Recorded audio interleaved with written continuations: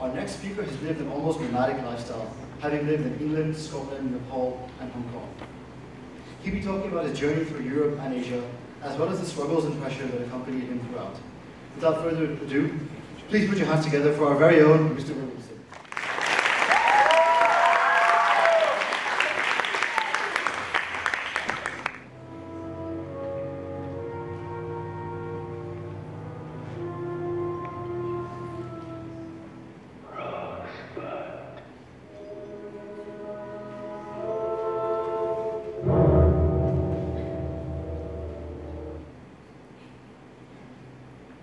Okay, a few of you may recognize that film. It's Citizen Kane, often considered to be the greatest film, in fact, of all time. At the beginning of the film, the main character, Charles Forster Kane, uses this enigmatic line. On his deathbed, he says, "Rosebud." That then initiates an investigation into what did this word mean? This guy on his deathbed. What could possibly sum up an entire man's life in a single word? In terms of my life, quite often, what I've wanted has been just out of reach. It's tantalizing, it's there, I can see it, but I can't just quite reach it. A little bit like my dog Nero with the photo behind me.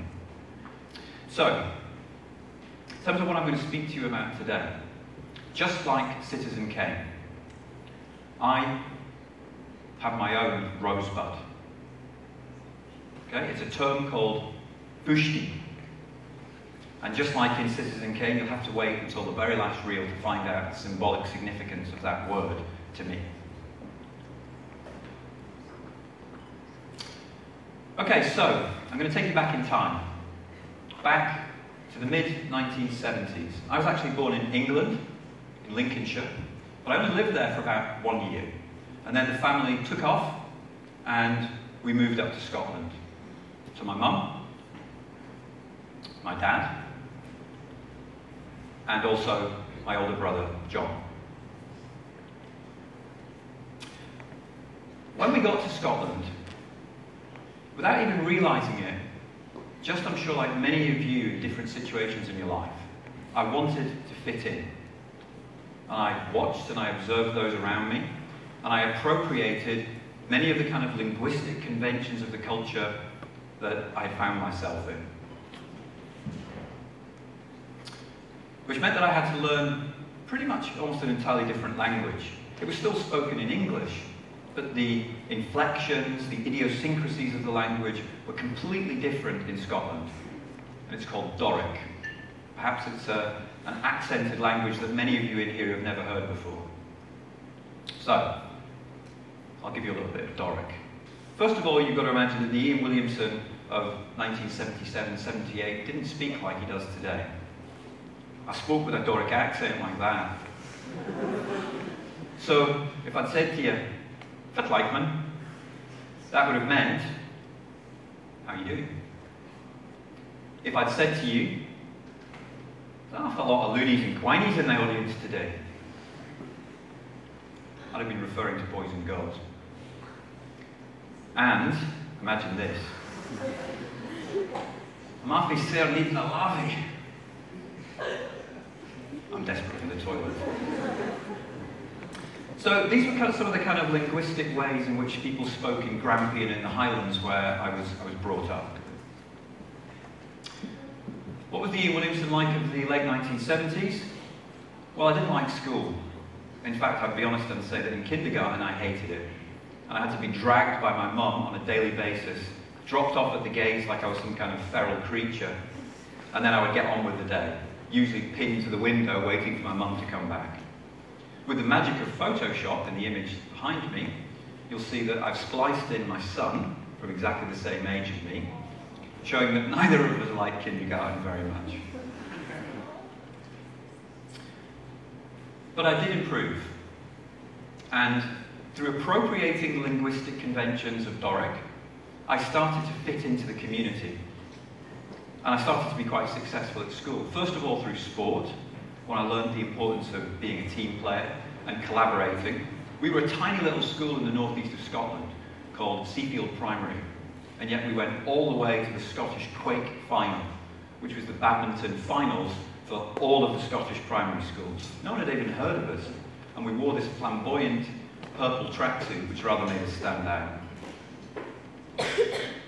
This is me at the end of primary school. It's a little bit of shameless name dropping here. The boy on the right, the one I've circled with the blonde hair, is Kevin McKidd. Some of you might recognise him from Grey's Anatomy and lots of Hollywood films that he starred in.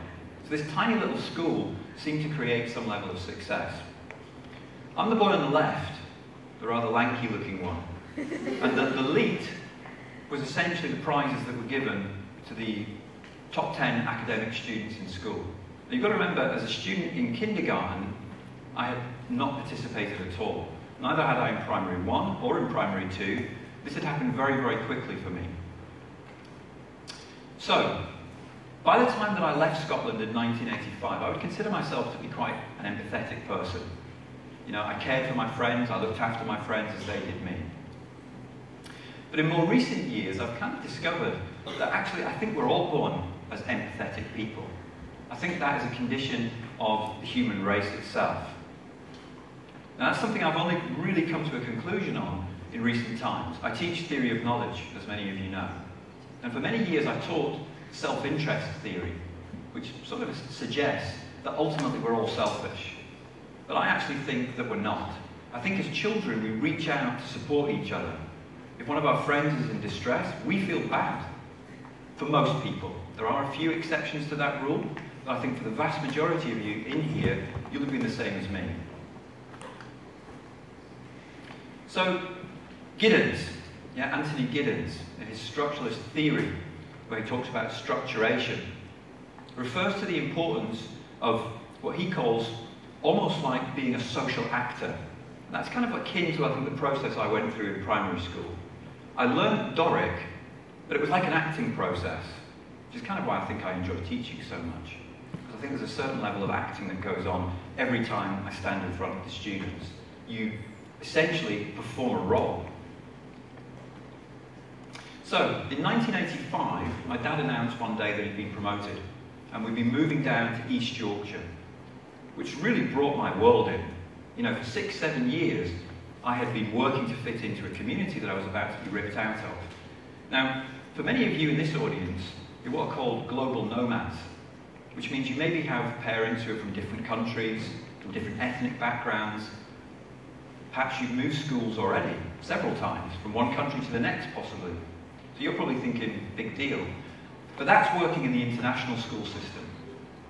That's when I think students generally are much more accepting of one another.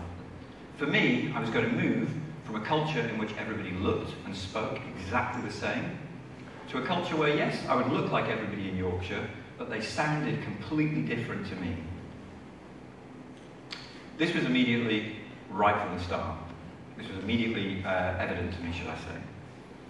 So, before I left Scotland, students in my tutor group gathered around me and they said, "Oh, it's going to be brilliant, Ian. When you get down there, this is what they'll say. They'll all say to you, 'You by gum, can your belly touch your bum?'"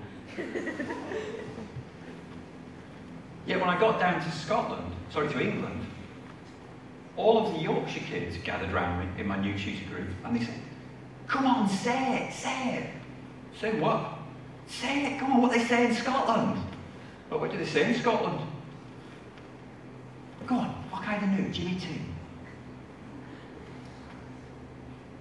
Nobody that I've ever heard of has ever said Ockeye the new Jimmy 2 in Scotland.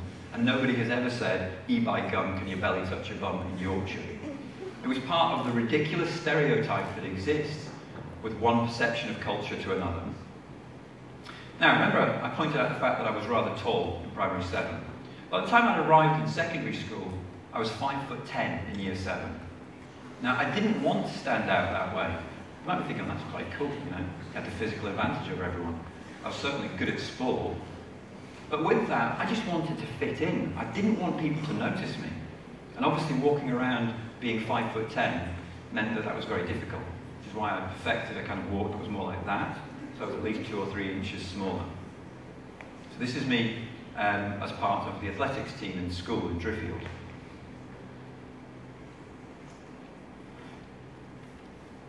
Okay? So I went through the same process that I had done in Scotland. I had to appropriate myself. I had to try and fit in, yeah, conform. So I started to learn the Yorkshire language. Hey up, I'm sure many of you have heard that before, yeah? Which means, how you do? Or, loonies and quinies, remember that one? That suddenly became lads and lasses in Yorkshire. And if somebody said to you, he's always got monk on about summer, which sounded like a foreign language to me at the time, it means he's always sulking about something. Now, in that process of learning to speak in a Yorkshire accent, two really important questions were posed, and I was aware of this at the time. You know, is language just superficial? Is it just the way you speak? Or in changing from a Doric voice, the one that I'd used until I was 11 years of age, and then suddenly using a Yorkshire accent, had something fundamentally changed in me. And I've thought about this a lot during the years since that's happened as an adult. So I think I both gained and lost by that process. I gained because, like a chameleon, I was able to observe idiosyncrasies to fit in. So, in terms of the things that I would do in my adult life, moving to university, moving to Hong Kong even, or on the slide behind you, when I did VSO in Nepal, I was able to fit in. Yeah? I'm good at compromising with people, I think, which then means that you kind of get along.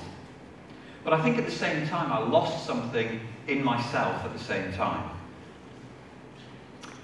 And so, we come back to my rosebud, my citizen cane. Fushti. Doesn't sound right if you say it in a Yorkshire accent or an English accent, which is why I went back to the Doric there. In English it would sound like Fushti. But you need to get the pronunciation right. Fushti.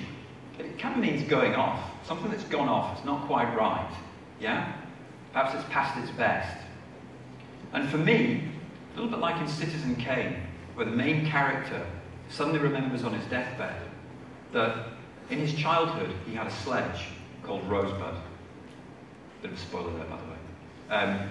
Just the same for me, the term Fushti really represents the Ian Williamson that I had to bury. It kind of represents my childhood. And it sort of makes me feel quite sad even to think about it today, that in trying to compromise, I lost something of myself in the process. And that's wisdom, as far as I'm concerned. That's the best picture I could find. Wisdom is, just get to the next slide. It's bought expensively, and quite often only through experience. And quite often, it's the cause of pain too. But I think once you've learnt it, it stays with you for the rest of your life. Thank you.